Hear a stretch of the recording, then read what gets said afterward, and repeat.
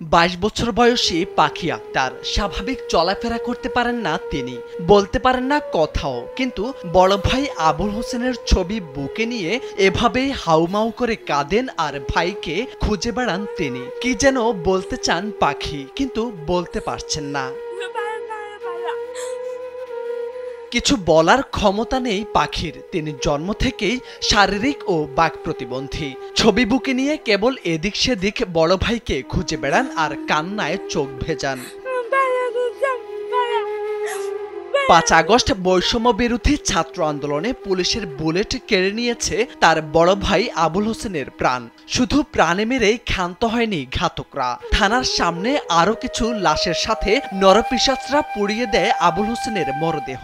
এলো ভিশন মুশকিল আসান অফার। যে কোনো ব্র্যান্ডের পুরনো ফ্রিজ নিয়ে চলে আসুন ভিশন শোরুমে আর নিয়ে যান নতুন ভিশন ফ্রিজ 20% পর্যন্ত ছাড়। 5 আগস্ট সাভারের আশুলিয়ার বাইপাল থেকে দিনমজুর আবুল হোসেন নিখোঁজ হন। অনেক খোঁজাখুঁজির পর না পেয়ে থানায় জিডি করতে গেলে তার স্বজনদের ফিরিয়ে দেয় পুলিশ। 19 আগস্ট সেনাবাহিনী ও ছাত্রদের চাপে বাধ্য হয়ে জিডি নেয় আশুলিয়া থানা পুলিশ। 29 আগস্ট সামাজিক যোগাযোগ মাধ্যম ফেসবুকে ভাইরাল হওয়া একটি ভিডিওতে দেখা যায় ভ্যানগাড়িতে লাশের স্তূপ করেছে পুলিশ। এরপর আগুন ধরিয়ে দেয় তারা। পোড়া লাশগুলোর মধ্যে একজনের পরনে ব্রাজিলের জার্সি ও লুঙ্গি দেখতে পান তারা।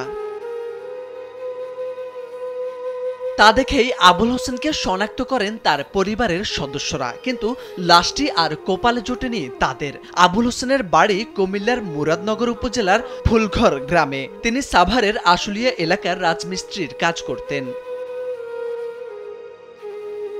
আওয়ামী লীগ সরকারের পতনের জন্য আশুলিয়ার ছাত্র আন্দোলনে যোগ দিয়ে শহীদ হন আবুল হোসেন। দরিদ্র পরিবারের ছেলে ছিলেন তিনি। তার পরিবারে চলছে অভাব অনটন। 5 ভাই বোনের মধ্যে আবুল হোসেন সবার বড়।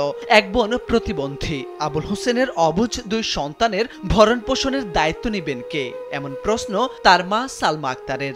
আবুল হোসেন আমার প্রথম ছেলে। ওর দম মেরে ফেলছে ভালো কথা, ওর আমি একবারের জন্য দেখতে পারি নাই। আমি যদি ওরে নিয়ে কুলে নিয়ে শুধু ওরা মাটি দিতে পারতাম, আমার তো কোনো আফসোস ছিল না। ও তো আমার প্রথম সন্তান ছিল। ওইটা ওই আমার প্রথম সন্তান, আমি নিজের হাতে মাটিও দিতে পারি নাই, দেখতেও পারি নাই।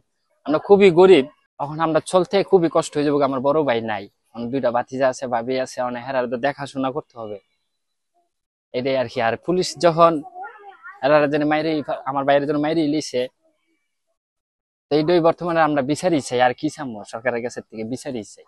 মুরাদনগর উপজেলা নির্বাহী কর্মকর্তা সিফাত উদ্দিন জানান, উপজেলা প্রশাসনের পক্ষ থেকে আবুল হোসেনের পরিবারকে দ্রুত সময়ের মধ্যে সহযোগিতা দেওয়া হবে। তাদের পাশে থাকবে প্রশাসন। সাভারে নিহত আবুল হোসেনের বিষয়টি আমি খুব সম্প্রতি জানতে পেরেছি। উপজেলা প্রশাসন মুরাদনগরের পক্ষ থেকে খুব শিগগিরই নিহত আবুল হোসেনের পরিবারের জন্য আর্থিক ও অন্যান্য প্রয়োজনীয় সহায়তার ব্যবস্থা গ্রহণ করা হবে। মানবেতর জীবনযাপন করা পরিবারটির দাবি, আবুল হোসেন হত্যার বিচার হোক দ্রুততম সময়ের মধ্যে। মোর্শেদ আলম, কালবেলা।